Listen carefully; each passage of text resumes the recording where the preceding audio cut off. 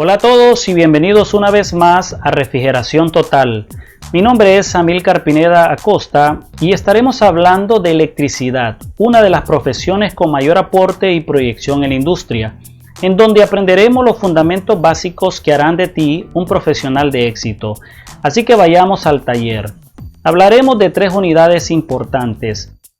La primera es electricidad básica, electricidad industrial y electrónica básica. El propósito es brindarte los conocimientos para tener la capacidad de analizar situaciones cotidianas y dar solución a problemas eléctricos mediante conceptos básicos y sus características fundamentales, tales como unidades de medida e instrumentos, así como su producción. ¿Qué conceptos estaremos desarrollando? Hablaremos de la historia del átomo, estructura del átomo, cargas eléctricas, ley de cargas. La electricidad es una de las principales formas de energía usadas en el mundo actual. Sin ella no existiría la iluminación conveniente, ni comunicaciones de radio y televisión, ni servicios telefónicos, la salud, entre otros. Las personas tendrían que prescindir de aparatos eléctricos que ya llegaron a constituir parte integral del hogar y la sociedad. Todos los efectos de la electricidad pueden explicarse y predecirse, presumiendo la existencia de una diminuta partícula denominada electrón. Para ello, estaremos hablando de los fundamentos básicos que nos ayudarán a comprender mejor el universo vasto de la electricidad. ¿Cuáles son esos grandes conceptos? Pues conozcamos la historia del átomo. El átomo es el componente fundamental de toda la materia, es decir, todo lo que existe en el universo físico conocido está hecho de átomos. El átomo es la partícula más pequeña de un elemento, que conserva todas sus propiedades químicas. A lo largo de la historia se han planteado diversos modelos para explicar la estructura y funcionamiento del átomo. En el siglo VI a.C., Demócrito imaginó que todas las cosas estaban conformadas por partículas pequeñas, indestructibles, invisibles e indivisibles, y las llamó átomos. Esta fue la primera noción del átomo en la historia. Mucho tiempo después, en 1808, John Dalton retomó esta idea y desarrolló la teoría atómica, en la cual postuló que el átomo es la partícula fundamental e indivisible de la materia. Los átomos de diferentes elementos tienen masa y propiedades diferentes. El átomo puede asociarse con otros para formar moléculas. Los compuestos químicos se forman por la unión de 2 o más átomos de diferentes elementos. Más tarde, en 1904, Joseph Thomson experimentó con un tubo de rayos catódicos y descubrió partículas negativas dentro del átomo, a las que posteriormente se les denominó electrones. Thomson pensó que si los electrones eran negativos, debía existir una carga positiva, y así diseñó su modelo conocido como pastel con pasas o budín, donde el pan representaba al átomo con carga positiva y los electrones se encontraban incrustados como si fueran pasas. A partir de este momento se concibió al átomo como divisible. Pocos años después, en 1911, Ernest Rutherford estudiaba la radioactividad y descubrió 3 tipos de radiaciones: alfa, beta y gamma.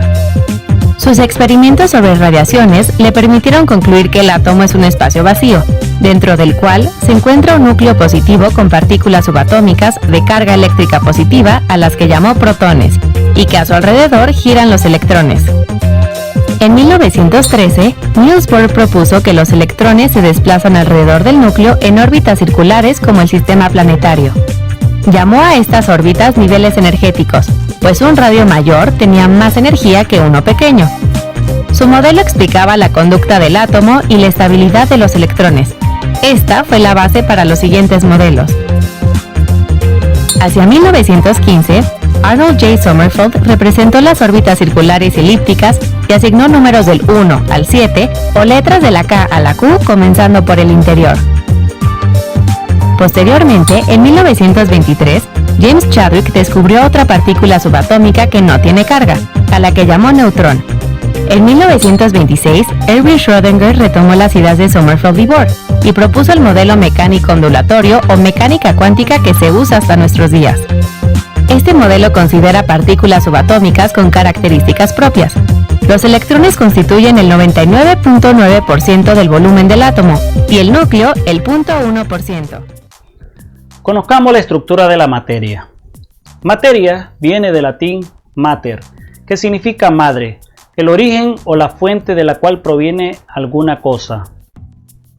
La materia puede definirse como cualquier cuerpo que ocupa un lugar en el espacio y tiene peso. Por ejemplo, la madera, el aire, el agua, entre otras.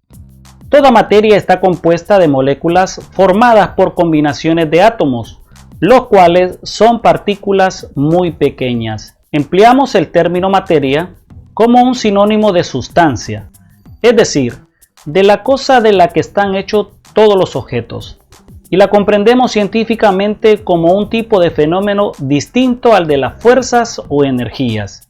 La materia se encuentra en todas las partes y en cualquier estado físico. Hay materia en el aire que respiramos, así como en un vaso de agua. Todo lo que vemos, sentimos y tocamos es materia, que es un elemento fundamental para el desarrollo de la vida en el planeta. Hasta donde sabemos, la materia está formada por partículas invisibles, indivisibles y estables, que llamamos átomos. Existen 118 tipos de átomos, es decir, de elementos químicos o sustancias puras, indivisibles en otras más simples, las cuales están reflejadas en la tabla periódica de los elementos. Las reacciones entre las formas de la materia se conocen como reacciones químicas. La estructura de la materia está sujeta a la ley de la conservación de la materia, la cual establece que ningún tipo de materia puede ser destruida, sino transformada en otra con distintas características externas o incluso a nivel molecular. Pero la masa de la misma permanece. Esto es que siendo sometidas a algún proceso físico o químico, conserva la misma masa y peso, así como en sus proporciones espaciales. Este descubrimiento lo realizaron los científicos rusos Mikhail Lomonosov y Antoine Laurent Lavoisier. Esta ley tiene su excepción, y lo sería en el caso de las reacciones del tipo nuclear, ya que en ella se puede convertir la masa en energía y en sentido contrario, por lo que es posible decir que se pueden destruir o crear para un fin específico, pero en realidad está siendo transformada aun cuando sea en energía. Propiedades físicas de la materia. Entre estas tenemos masa, volumen, inercia, elasticidad, divisibilidad, carga eléctrica, temperatura, entre otras. La materia se clasifica en sustancias puras y mezclas. Recordemos que las sustancias puras son aquellas cuya naturaleza y composición no varían, sea cual sea su estado. Se dividen en dos grandes grupos. ¿Cuáles son estos? Los elementos y compuestos. Definamos entonces qué es un átomo. La palabra átomo se deriva del latín atomus, que significa indivisible, aunque se demostró posteriormente que no era así. Átomo es la partícula más pequeña en que un elemento puede ser dividido sin perder sus propiedades químicas. La electricidad tiene su origen en el movimiento de una partícula tan pequeña llamada electrón que forma parte del átomo. Recordemos que el átomo es la unidad básica de la materia. En el momento que se bautizaron estas partículas se creía que efectivamente no se podían dividir, aunque hoy en día sabemos que los átomos están formados por partículas aún más pequeñas, repartidas en las dos partes del átomo, llamadas partículas subatómicas. Recientemente ha sido posible dividirlos en algunas de sus partes, que conoceremos a continuación con la finalidad de facilitar el estudio de la electricidad. ¿Cuáles son las partes del átomo? Bueno, las partes del átomo son órbita, que son las líneas en color amarillo y que están girando alrededor del núcleo, y este se encuentra en el centro del átomo. Conozcamos entonces esas partículas eléctricas o cargas del átomo. Tenemos al primer elemento, que es el protón, que es de carga positiva y se encuentra en el centro del núcleo. Tenemos al electrón de carga negativa y se encuentra ubicado en la órbita del átomo. Y tenemos también al neutrón, que es la igualdad de cargas positivas y negativas, la cual lo hace un elemento neutro. En resumen, podemos decir que existen dos tipos de cargas. La número 1, positiva, llamada protón, y la negativa, que es el electrón. Hablando del flujo de electrones libres, los electrones giran alrededor del núcleo debido al equilibrio de dos fuerzas. La fuerza propia del electrón, que lo mantiene siempre en movimiento, y la fuerza de atracción que ejerce el núcleo sobre el electrón. Los electrones que se encuentran en la órbita más lejana del núcleo pueden salirse de sus órbitas, aplicándole alguna fuerza externa como ser un campo magnético o una reacción química. A este tipo de electrones se les conoce como electrones libres.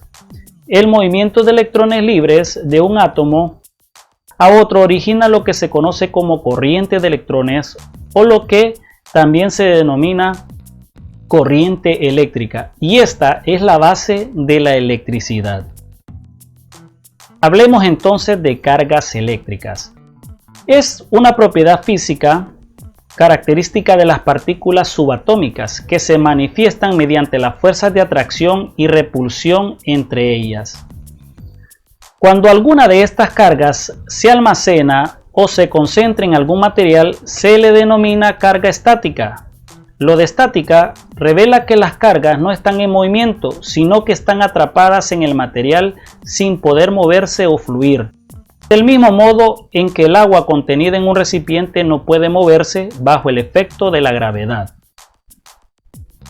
¿Qué dice la ley de las cargas? Bueno, las cargas del mismo signo se repelen y las cargas con diferentes signos se atraen. Aquí vemos el primer enunciado donde dos cargas iguales no se pueden unir. Lo que sucede es que hay una repulsión. Y acá tenemos dos cargas distintas, una positiva y una negativa, y se están atrayendo. Miremos el siguiente video para que entendamos un poco mejor esta ley. La atracción o repulsión que se observa entre las varillas luego de que se las frota se atribuye a la existencia de cargas eléctricas. Después de que se las frota, las varillas quedan cargadas. Dos cuerpos con carga de igual signo se repelen, mientras que las cargas de signo diferente se atraen. Conozcamos entonces la ley de Coulomb. Se emplea en el área de la física para calcular la fuerza eléctrica que actúa entre dos cargas en reposo. A partir de esta ley se puede predecir cuál será la fuerza electroestática de atracción o repulsión existente entre dos partículas según su carga eléctrica y la distancia que existe entre ambas. Esta ley se debe su nombre al físico francés Charles Augustin de Coulomb, quien en 1875 enunció esta ley y que constituye la base de la electroestática.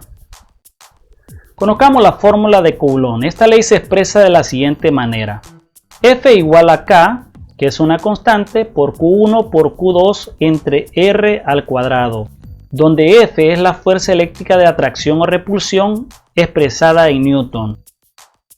K es la constante de Coulomb o constante eléctrica de proporcionalidad, la cual equivale a 9 por 10 a la 9 Newton metro al cuadrado entre Coulomb al cuadrado. Q es el valor de las cargas eléctricas medidas en Coulomb y R es la distancia que separa a las cargas y que es medida en metros. Bueno, realicemos un ejercicio. Tenemos dos cargas eléctricas, una de más 3 y una de menos 2, separadas en una distancia de 3 metros. Para calcular la fuerza que existe entre ambas cargas es necesario multiplicar la constante K por el producto de ambas cargas. ¿Cuáles son los datos? Tenemos que Q1 es igual a más 3, Q2 igual a menos 2 y R es igual a 3 metros. Aquí vemos la imagen donde se expresan las cargas con su distancia. Apliquemos la fórmula que ya conocemos. Ahora vamos a sustituir cada letra, donde K es igual a 9 por 10 a la 9 y Q1 es igual a 3 positivo y Q2 es negativo 2 entre la distancia, que es 3 al cuadrado. Vamos a multiplicar 3 por 2, nos va a dar 6 y más por menos es menos. Y 3 al cuadrado es igual a 9. Y lo vamos a expresar. ¿Qué vamos a hacer hoy? Vamos a eliminar al numerador con el denominador que son iguales. Por ejemplo, tenemos a este 9 que dividido entre 9 nos va a dar 1. Entonces, ¿cómo nos queda la expresión final? El resultado sería menos 6 por 10 a la 9 Newton. La terminología del día de hoy fue átomos, definimos cargas eléctricas, ley de Coulomb y la ley de cargas. Me despido con frases que inspiran. ¿Quieres evitar las críticas? No hagas nada, no digas nada, no seas nada. Elbert Hubbard. No olvides suscribirte, somos Refrigeración Total. Deja tus comentarios y sugerencias para seguir creando contenido 100% gratis. Contenido virtual desarrollado por Amílcar Pineda Acosta. Dale like y compártelo. Hasta la próxima.